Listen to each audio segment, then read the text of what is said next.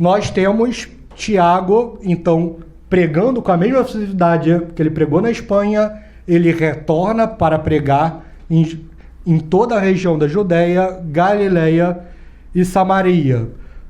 Hipóteses de que provavelmente Tiago era dos apóstolos aquele que mais incomodava os judeus, certo?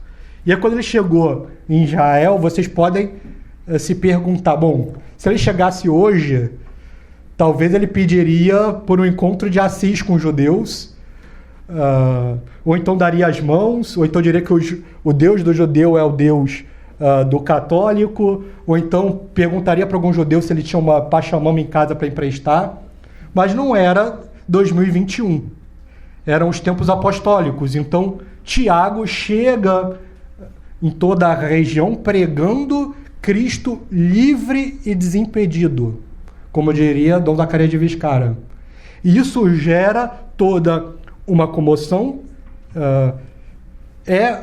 O líder da região, então, Herodes Agripa, e Herodes Agripa era uma pessoa que tentava de todos os modos conquistar os judeus. Então, vendo que Tiago era o apóstolo mais efusivo na região, nós vamos ver então que nos Atos dos Apóstolos, capítulo 12, Herodes Agripa manda prender São Tiago e executá-lo. Então é o único dos apóstolos que tem o martírio narrado nas Escrituras. O resto a gente sabe pela tradição. E ele vai dizer, então, São Lucas, no Atos dos Apóstolos, capítulo 12.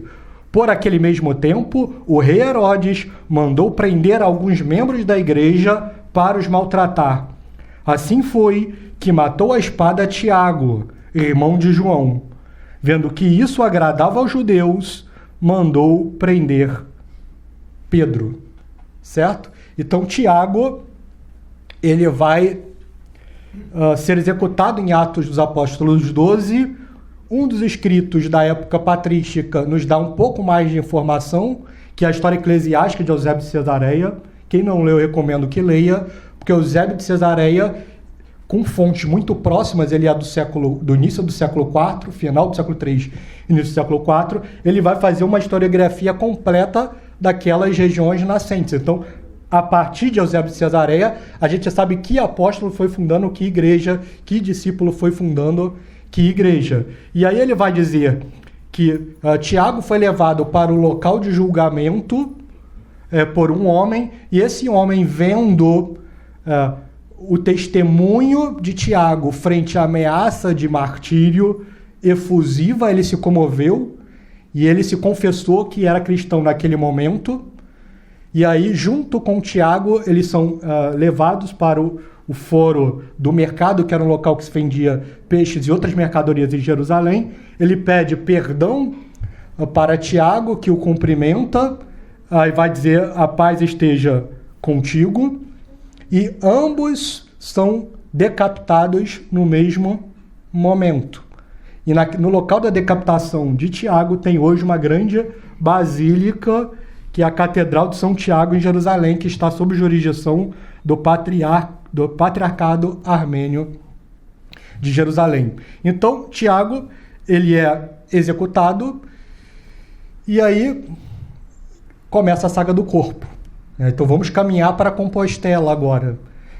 Bom, os seguidores, esses 9 seguidores que foram convertidos com Tiago na Espanha e retornaram a Jerusalém, eles então percebem 2 coisas. A primeira, que se eles enterrassem o corpo nas proximidades de Jerusalém, provavelmente os judeus, pelo ódio à comunidade cristã nascente, iria, em certo sentido, profanar aquele sítio. Então, o que os judeus fizeram em primeiro lugar? Depois da decapitação, pegaram o corpo e a cabeça e despejaram fora dos limites da cidade para que as feras comessem. Os discípulos de Tiago esperaram a noite raiar e pegaram o corpo.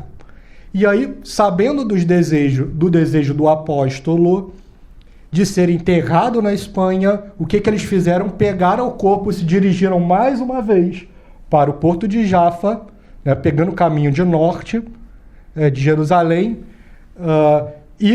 embarca o corpo estava embalsamado, então por isso que ele não vai apodrecer no caminho, embarca o corpo e faz o mesmo trajeto que Tiago Apóstolo tinha feito em termos de pregação, certo? Então o corpo ele faz todo o caminho pelo mar Mediterrâneo, sobe Iria Flávia, entra no rio Iúlia, e aí esses 9 discípulos de Tiago sobem 18 quilômetros acima, e aí numa determinada região, que é hoje Santiago de Compostela, eles vão encontrar um templo pagão. E de uma forma nada ecumênica, mais uma vez, eles vão destruir o templo pagão e no local vão enterrar o corpo de Tiago dentro de uma cripta. Vão construir uma cripta com as mesmas dimensões. Então veja coisas interessantes, né?